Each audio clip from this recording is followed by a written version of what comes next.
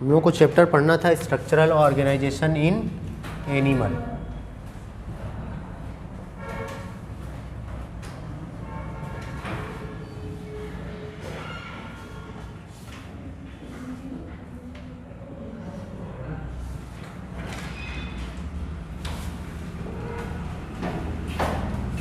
तो structural organisation in animal में हम लोग पढ़ेंगे एनिमल टिश्यू।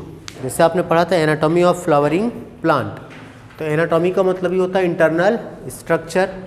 यहाँ पर हम लोग एनिमल की एनाटॉमी पढ़ेंगे, जिसे नाम दिया स्ट्रक्चरल ऑर्गेनाइजेशन इन एनिमल की। एनिमल में ऑर्गेनाइजेशन कैसा होगा, आपने एनिमल किंगडम में पढ़ा था कि सभी एनिमल्स जो होते हैं वो मल्टी सेलुलर होते हैं। कैसे होते हैं? मल्टी सेलुलर होते हैं, लेकिन सब में बहुत सारी डिफरेंसेस होने के बावजूद कुछ सिमिलैरिटीज़ भी पाई जाती हैं। और वो सिमिलैरिटी ये होती हैं जैसे कि बॉडी ऑर्गेनाइजेशन, बॉडी सिमेट्री, पढ़ा था ना, सीलोम, जर्मिनल लेयर जैसे डिप्लोब्लास्टिक और ट्रिप्लोब्लास्टिक, ये सारी बहुत सारी सिमिलैरिटीज़ थी। यहाँ पर हम ये पढ़ेंगे कि बॉडी ऑर्गन्स सब अलग अलग होते हैं, अलग अलग तरह का ऑर्गेनाइजेशन होता है, लेकिन इसके बावजूद जो एनिमल्स होते हैं सारे के सारे एनिमल्स 4 टाइप के टिश्यू से मिलकर बने होते हैं। वो 4 टाइप का टिश्यू यहाँ पर हम लोग पढ़ने वाले हैं, जैसे epithelial tissue, muscular tissue, neural tissue और कनेक्टिव टिश्यू। उसी के बारे में यहाँ पर हम लोग एक एक करके पढ़ेंगे। तो देखेंगे इपिथेलियल टिश्यू क्या होता है, मस्कुलर टिश्यू क्या होता है, न्यूरल टिश्यू क्या होता है और कनेक्टिव टिश्यू क्या होता है। अगर हम इपिथेलियल टिश्यू की बात करें, देखो ऐसे बता दे रहे हैं, फिर अभी हम अंडरलाइन करा दे रहे हैं, ठीक। इपिथेलियल टिश्यू की हम बात करें, चाहे कनेक्टिव टिश्यू की बात करें, चाहे न्यूरल टिश्यू की बात करें, चाहे मस्कुलर टिश्यू की बात करें, सबकी ओरिजिन अलग अलग होती है। अगर जैसे हम बात करें इपिथेलियल टिश्यू की, तो इपिथेलियल टिश्यू की ओरिजिन इक्टोडर्मल भी होती है, मेसोडर्मल भी होती है और इंडोडर्मल भी होती है। अगर हम बात करें मस्कुलर टिश्यू की, तो मस्कुलर टिश्यू की ओरिजिन होती है मेसोडर्मल। कैसी होती है? मेसोडर्मल। अगर हम न्यूरल टिश्यू की बात करें, तो न्यूरल टिश्यू की ओरिजिन होती है इक्टोडर्मल। कैसी होती है? इक्टोडर्मल। तो चलो हम लोग यहाँ पर बात करेंगे पहला टिश्यू इपिथेलियल टिश्यू। देखो कितने टाइप का टिश्यू हम आपको बता रहे हैं, 4 टाइप का। कौन सा? Epithelial tissue,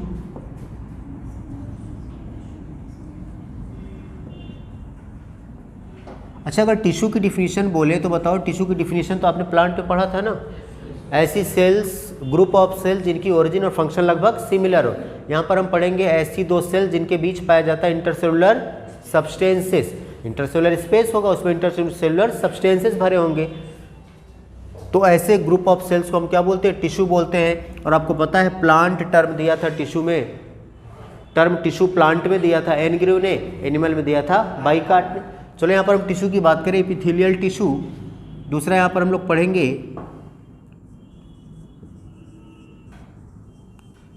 muscular tissue,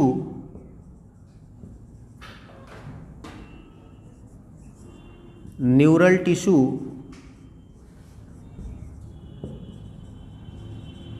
and connective tissue.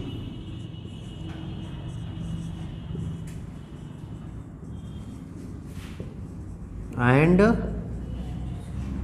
हमको सीक्वेंस नहीं याद रखना है, इंसर्ट ने पहले एपिथेलियल टिश्यू, फिर कनेक्टिव टिश्यू, फिर न्यूरल टिश्यू, फिर मस्कुलर टिश्यू, फिर न्यूरल टिश्यू दिया। एपिथेलियल टिश्यू की ओरिजिन कैसी होगी? इक्टोडर्मल, मेसोडर्मल और इंडोडर्मल तीनों होगी। एपिथेलियल टिश्यू की जो ओरिजिन होती है वो इक्टोडर्मल भी होती है,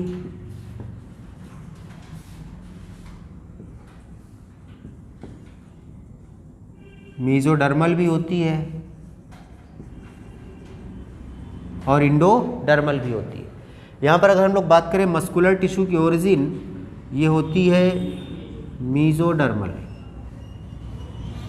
जो हम कनेक्टिव टिश्यू की बात करें, इसकी ओरिजिन होती है मेसोडर्मल।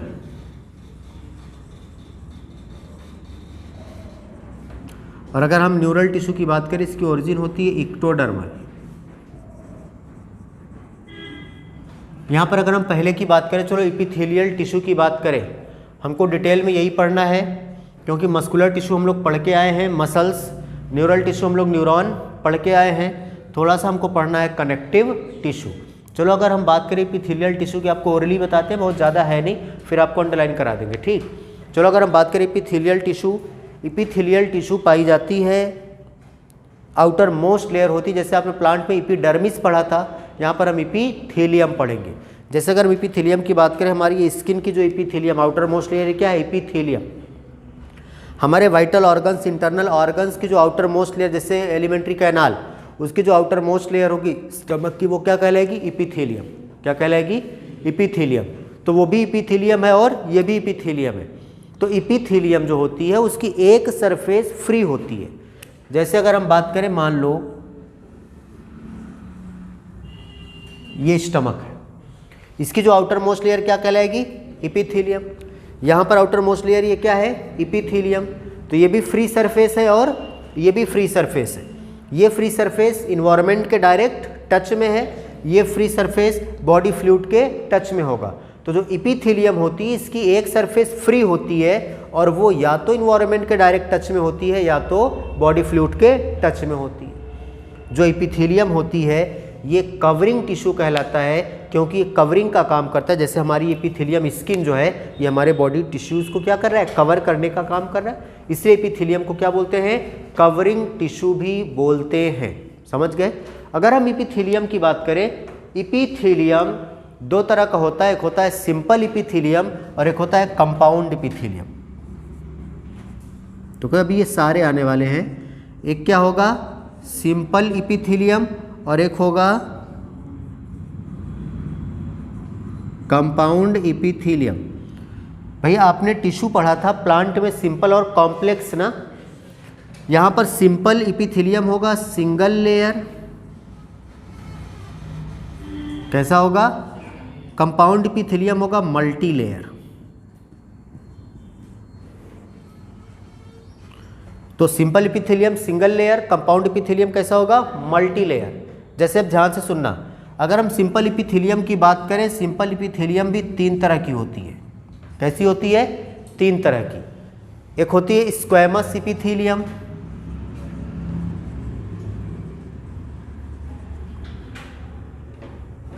कैसी होगी?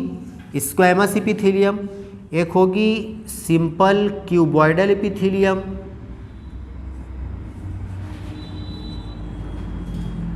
और एक होगी कॉलमनर एपिथेलियम। तो सिंपल एपिथेलियम सिंगल लेयर होगी, कितनी तरह की होगी? तीन तरह की, स्क्वैमस एपिथेलियम, क्यूबॉइडल एपिथेलियम और कॉलमनर एपिथेलियम। जो भाई स्क्वैमस एपिथेलियम होती है, ये स्क्वैमस एपिथेलियम इस तरह से फ्लैटेंड होती है। कैसी होती है? फ्लैटेंड होती है विद इरेगुलर बाउंड्री। जो इसकी बाउंड्री होती है बिल्कुल प्लेन नहीं होती, रेगुलर नहीं होती। कैसी होती है? Irregular boundary. और ये जो पाई जाती है सिंपल स्क्वैमस एपिथेलियम, ये पाई जाती है ब्लड वेसल्स में और एल्वियोली में। कहाँ पर पाई जाएगी? ब्लड वेसल्स में एंड एल्वियोली।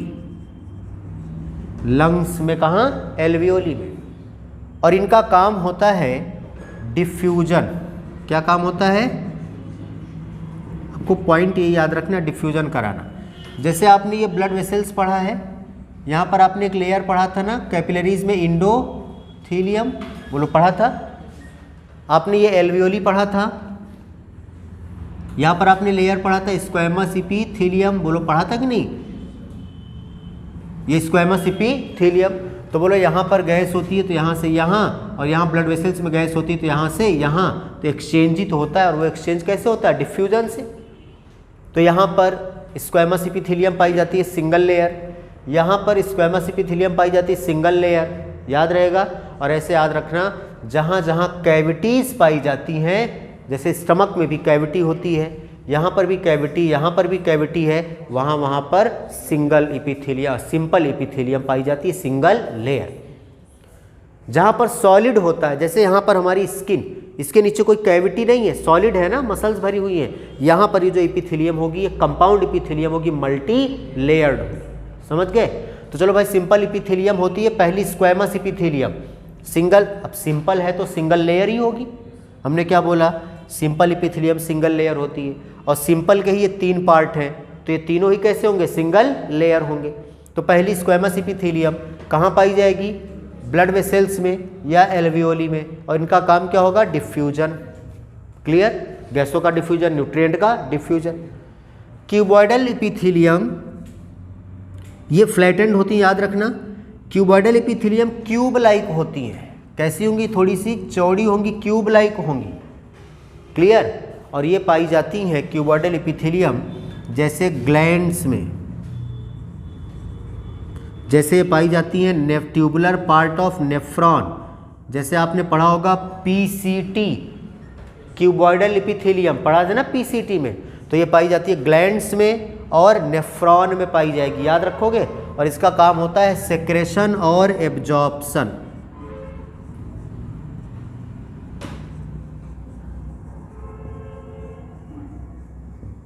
इसका काम क्या होगा, सेक्रेशन और एब्जॉर्प्शन का काम होगा।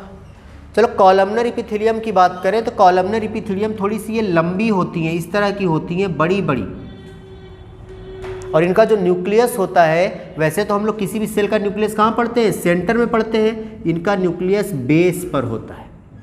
Nuclei lie at the base, इनका जो न्यूक्लियस होगा वो बेस पर होगा, कॉलमनर इपिथेलियम। और ये पाई जाती हैं जैसे वॉल ऑफ स्टमक, इंटेस्टाइन, याद रखोगे कहाँ पर, wall of stomach and intestine, यहाँ पर पाया जाएगा। और भाई इनका भी काम होता है सेक्रेशन और एब्जॉर्प्शन का।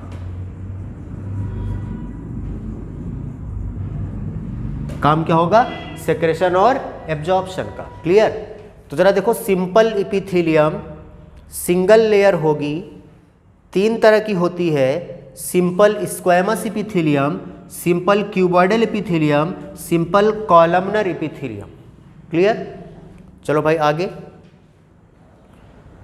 जो स्क्वैमस इपिथेलियम होती है कहाँ पर पाई जाएगी, फ्लैटेंड होती, देखो 3 पॉइंट याद रखना, होती कैसी है, पाई कहाँ जाती है और उसका फंक्शन। तो हमने बोला फ्लैटेंड होती है विद इरेगुलर बाउंड्री। क्लियर, पाई जाती है ब्लड वेसल्स और एल्वियोली में, काम होता है डिफ्यूजन। चूँकि सिंपल है तो सिंगल लेयर होगी। क्यूबॉइडल इपिथेलियम क्यूब लाइक होती है, सिंगल लेयर होती है, जैसे नेफ्रॉन में पाई जाती है, ग्लैंड्स में पाई जाती है, और इनका काम होता है सेक्रेशन और, अब ये आपका फंक्शन आपको रट्टा नहीं मारना, क्यों, ये बोल दिया ग्लैंड तो ग्लैंड का काम ही होता है सेक्रेशन, बोल दिया नेफ्रॉन तो नेफ्रॉन में पीसीटी डीसीटी या तो एब्जॉर्प्शन होता है या तो सेक्रेशन या तो एब्जॉर्प्शन, यही तो होता है ना। तो इनका काम सेक्रेशन और एब्जॉर्प्शन। भाई इसमें स्टमक और इंटेस्टाइन में पढ़ा है, इनकी वॉल से या तो जूसेस निकलते हैं या तो ये न्यूट्रिएंट का एब्जॉर्प्शन करते हैं, तो इनको भी क्या बोला, सेक्रेशन और एब्जॉर्प्शन। क्लियर, चलो भाई आगे। ये जो क्यूबॉइडल और कॉलमनर इपिथेलियम है, ये और ये, कभी कभी इन्हीं के ऊपर सीलिया पाया जाता है। क्या पाया जाएगा, सीलिया। और अगर सीलिया पाया गया तो वो इपिथेलियम क्या कहलाएगी, सीलिएटेड इपिथेलियम। तो ये सीलिएटेड इपिथेलियम कौन होगी, स्क्वैमस, क्यूबॉइडल की कॉलमनर, क्यूबॉइडल और कॉलमनर दोनों, याद रखोगे। क्यूबॉइडल और कॉलमनर के ऊपर क्या पाया गया, सीलिया, तो ये क्या कहलाएंगे, सीलिएटेड इपिथेलियम। और जहां पर सीलिया पाए जाते हैं ये एक तरफ मूवमेंट कराते हैं सब्सटेंसेस का, यूनिडायरेक्शनल मूवमेंट। जैसे याद रखना, सीलिएटेड इपिथेलियम ब्रोंकियोल में पाया जाता है, डस्ट वगैरह चला जाए तो उसको बाहर भेजने के लिए। फैलोपियन ट्यूब में पाया जाता है,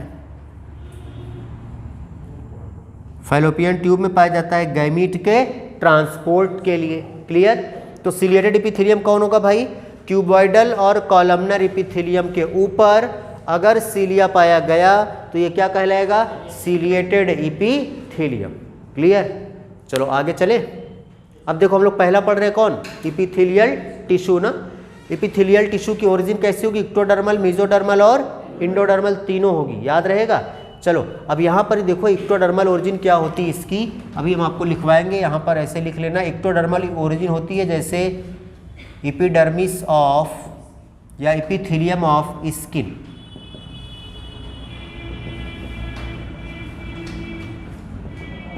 ये हमारी जो स्किन है, स्किन ये कैसी होती है, इक्टोडर्मल ओरिजिन। मेसोडर्मल जैसे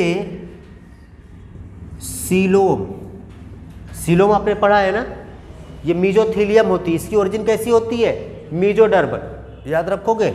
इंडोथीलियम जैसे याद रखना वॉल ऑफ ब्लड वेसल्स या गट। जैसे ब्लड वेसल्स में आपने पढ़ा था इंडोथीलियम ना, एक ही लेयर होती है तो उसको हम इपीथीलियम भी बोल सकते हैं, और उसकी ओरिजिन कैसी होती है, इंडोडर्मल ओरिजिन होती है। तो ये जो इपीथीलियम टिश्यू, इपीथीलियल टिश्यू होते हैं, इनकी ओरिजिन इक्टोडर्मल, मीजोडर्मल और इंडोडर्मल तीनों होती है। इक्टोडर्मल यहाँ, मीजोडर्मल यहाँ, इंडोडर्मल यहाँ। क्लियर। चलो इस पॉइंट को लिखना जरा तुम। अगले पेज पर देखो, पहली हेडिंग है इपीथीलियल टिश्यू, है ना, उसी के सामने ऐसे लिख लेना इक्टोडर्मल, मीजोडर्मल और इंडोडर्मल।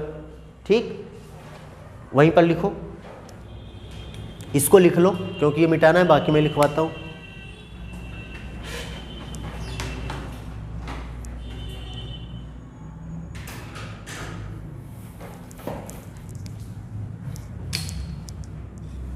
चलो देखो एक बार फिर से सुन लो।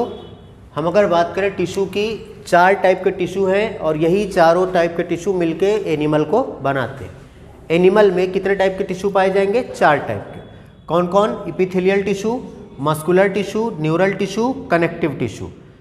इपीथेलियल टिश्यू की ओरिजिन इक्टोडर्मल, मीजोडर्मल, इंडोडर्मल तीनों होती है।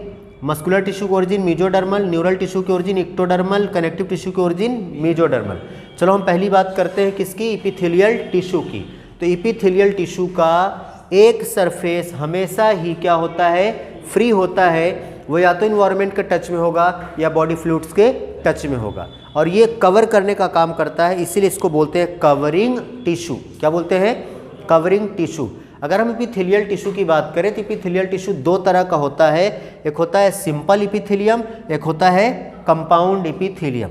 तो चलो हम सिंपल इपीथेलियम की बात करें तो सिंपल इपीथेलियम जहाँ भी होगा सिंगल लेयर होगा। ये 3 टाइप का होता है, स्क्वैमस इपीथेलियम, क्यूबॉइडल इपीथेलियम, कॉलमनर इपीथेलियम। तो इसके तीनों टाइप की हम बात करें तो स्क्वैमस इपीथेलियम सिंगल लेयर होगा क्योंकि सिंपल टाइप का है, तीनों ही सिंगल लेयर होंगे, बार बार सिंगल लेयर बोलने की जरूरत नहीं है। ये फ्लैटेंड होता है विथ इरेगुलर बाउंड्री, इस तरह से इसकी बाउंड्री होगी, फ्लैटेंड होगा, चपटा चपटा सेल होगा। ये पाया जाता है जैसे ब्लड वेसल्स में और एल्वियोली में, इसका काम होता है डिफ्यूजन। ये क्यूबॉइडल इपीथेलियम क्यूब लाइक होता है, ग्लैंड्स में पाया जाता है, नेफ्रॉन में जैसे पीसीटी में हम लोगों ने पढ़ा है, और इसके ऊपर माइक्रोविलाई भी पाया जाता है, ब्रश बॉर्डर्ड अपीयरेंस आपने पढ़ा है ना। इनका काम होता है सेक्रेशन और एब्जॉर्प्शन का। कॉलमनर इपीथेलियम लंबी लंबी होती है, इनका न्यूक्लियस बेस पर होता है, जैसे स्टमक में पाई जाती है, इंटेस्टाइन में पाई जाती है, इनका काम होता है सेक्रेशन और एब्जॉर्प्शन का। क्यूबॉइडल और कॉलमनर के ऊपर, स्क्वैमस नहीं, क्यूबॉइडल और कॉलमनर के ऊपर अगर सीलिया पाए गए तो वो कहलाएगा सीलिएटेड इपीथेलियम, और वो सब्सटेंसेस का मूवमेंट कराता है एक तरफ, जैसे कि ब्रोंकियोल्स में मूवमेंट कराएगा, जैसे कि कोई डस्ट के पार्टिकल वगैरह अंदर चले गए तो जैसे फलोपियन ट्यूब में गैमीट का मूवमेंट कराएगा। क्लियर। चलो भाई, ये सिंपल वाले जो क्यूबॉइडल और कॉलमनर, इनका काम क्या है जरा देखो, सेक्रेशन और एब्जॉर्प्शन, सेक्रेशन और एब्जॉर्प्शन।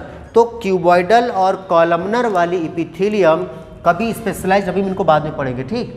तो कभी कभी जो ये क्यूबॉइडल और कॉलमनर है, ये सेक्रेशन के लिए स्पेशलाइज्ड हो जाती हैं। किसके लिए, सेक्रेशन के लिए स्पेशलाइज्ड हो जाती हैं, स्पेशल टाइप की बन जाती है, तो इन्हीं का नाम हो जाता है ग्लैंडुलर इपीथेलियम। तो इन्हीं का नाम क्या हो जाएगा, ग्लैंडुलर इपीथेलियम। अब ये जो ग्लैंडुलर इपीथेलियम है ये सेक्रेशन कराएगी, और ये सेक्रेशन कराएगी तो ये होती है कहीं कहीं यूनिसेलुलर और कहीं कहीं होती है मल्टी सेलुलर। जरा देखो, cuboidal and columnar इपीथेलियम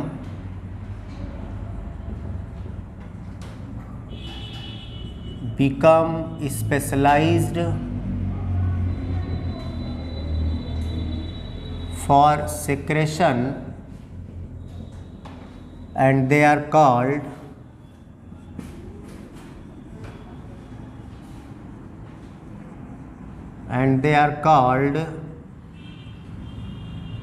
glandular epithelium. तो ये कैसी हो गई?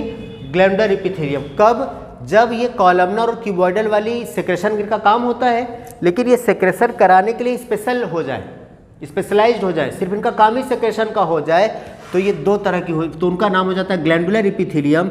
और ये जो भाई ग्लैंडुलर इपीथीलियम है ये होता है दो तरह का, एक होता है यूनिसेल्यूलर, एक होता है यूनिसेल्यूलर और एक होता है मल्टी सेल्यूलर। तो यूनिसेल्यूलर जैसे goblet cells of alimentary canal, goblet cell of alimentary canal ये यूनिसेल्यूलर होती है सेक्रेशन कराने के लिए। जैसे salivary gland,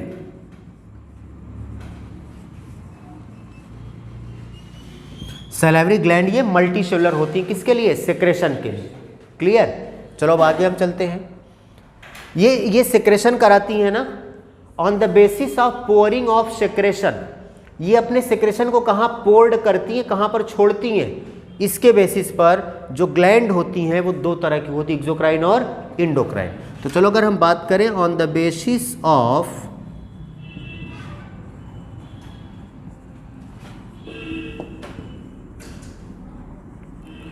pouring of their secretion,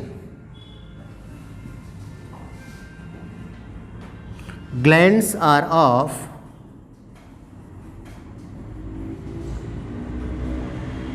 two types।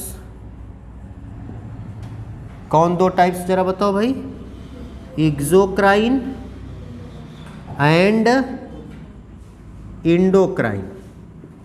कौन कौन? एक्सोक्राइन और इंडोक्राइन। क्लियर? जो एक्सोक्राइन होता है इनका सेक्रेशन मैं लिख नहीं रहा हूं क्योंकि आपको अंडरलाइन कराऊंगा।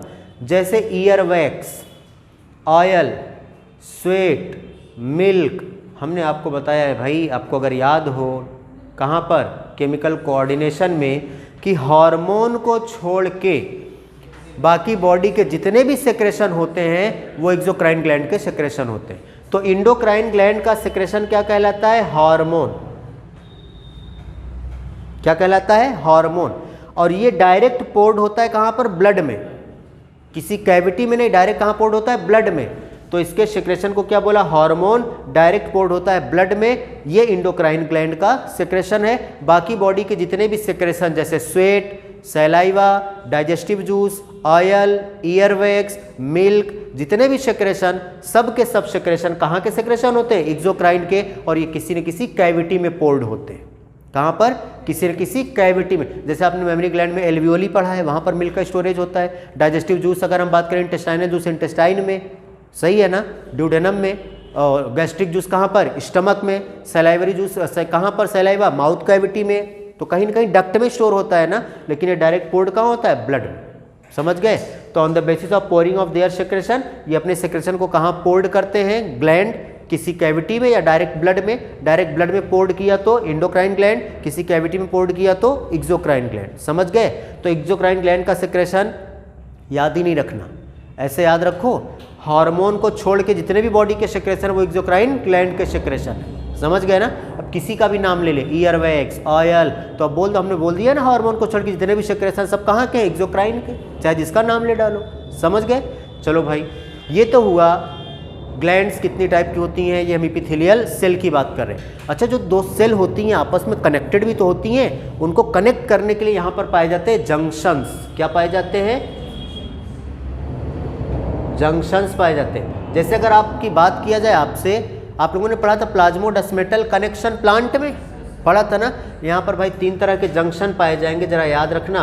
सबसे पहले यहाँ पर अगर हम जंक्शन की बात करें तो हम लोग पढ़ेंगे टाइट जंक्शन। किसकी क्या पढ़ेंगे? Tight junction. दूसरा हम लोग पढ़ेंगे एधेरिंग जंक्शन। तीसरा हम लोग पढ़ेंगे गैप जंक्शन। टाइट जंक्शन जरा ऐसे याद रखो, बॉटल, पानी का बॉटल, उसकी कैप को टाइट कर दिया और फिर बॉटल को उल्टा कर दो तो पानी क्या नीचे गिरता है कि नहीं? नहीं। मतलब अगर कैप टाइट कर दिया तो लीकेज नहीं होगा, ये स्टॉप करता है लीकेज को, लीकेज नहीं होने देता। एधेरिंग जंक्शन, एधेशन आपने पढ़ा है, वाटर मॉलिक्यूल और सेल्स के बीच, ट्रांसपोर्टिंग प्लांट बताया था। अभी मॉर्फोलॉजी में आपने पढ़ा दो पार्ट आपस में कनेक्टेड है, क्या बोलते हैं, एधेसिंग ना। इसका काम होता है सीमेंटिंग का। बोलो सीमेंट का काम क्या होता है, जोड़ना। इसका भी काम होता है दो नेबरिंग सेल्स को आपस में जोड़ना। क्लियर। इसका काम होता है दो सेल को साइटोप्लाज्म के द्वारा आपस में जोड़ना, दो सेल्स के बीच कम्युनिकेशन कराना। तो communication between two cells through cytoplasm, दो सेल्स को आपस में जोड़ने का काम करता है ये भाई जंक्शंस। याद रखोगे कौन कौन से जंक्शन, टाइट जंक्शन, एधरिंग जंक्शन और गैप जंक्शन। ये हुआ आपका इपीथीलियम। क्या हुआ, इपीथीलियम। चलो इसके बाद हम लोग, पहला हम लोगों ने पढ़ा इपीथीलियल टिश्यू। दूसरा अगर हम लोग बात करें तो हम लोग बात करेंगे कनेक्टिव टिश्यू की। किसकी बात करेंगे, कनेक्टिव टिश्यू की। जरा देख लो भाई कनेक्टिव टिश्यू क्या होता है।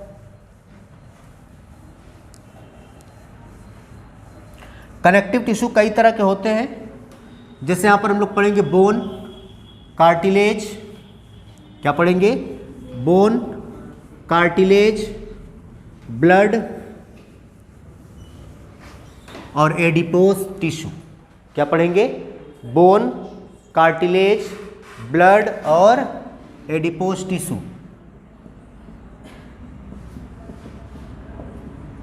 देखो सबसे ज़्यादा यहाँ पर एग्जाम्पल यहाँ पर भी पूछेगा कनेक्टिव टिश्यू। कनेक्टिव टिश्यू में हम लोग पढ़ेंगे bone, blood, cartilage and adipose tissue. ठीक, अब ध्यान से सुनना। ब्लड को छोड़ के, किसको छोड़ के, ब्लड को छोड़ के जितने भी कनेक्टिव टिश्यू होते हैं सब सेक्रेट करते हैं फाइबर। क्या सेक्रेट करते हैं, फाइबर। और ये जो फाइबर्स होते हैं ये स्ट्रेंथ प्रोवाइड करते हैं। मैं लैंग्वेज नहीं लिख रहा हूँ, ऐसे लिख रहा हूँ, समझ जाओगे ना। ठीक, क्योंकि लैंग्वेज अभी हम आपको अंडरलाइन कराएंगे। तो जो फाइबर होते हैं, कौन कौन सेक्रेट करता है, ब्लड को छोड़ के जितने भी कनेक्टिव टिश्यू हैं फाइबर सेक्रेट करते हैं, याद रहेगा।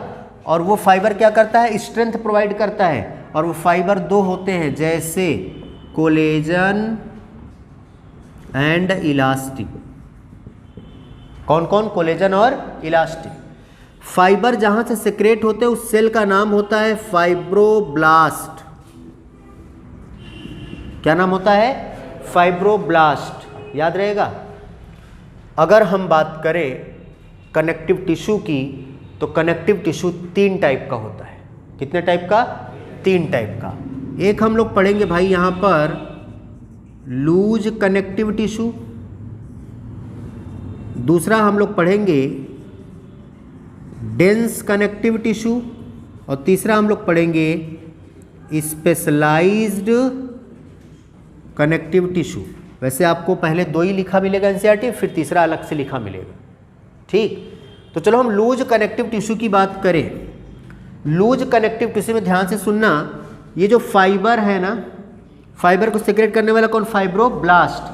फाइबर और फाइब्रोब्लास्ट अरेंज होंगे, एक साथ होंगे, लेकिन लूजली अरेंज होंगे, बिल्कुल पैक्ड नहीं, डेंसली पैक्ड नहीं होंगे।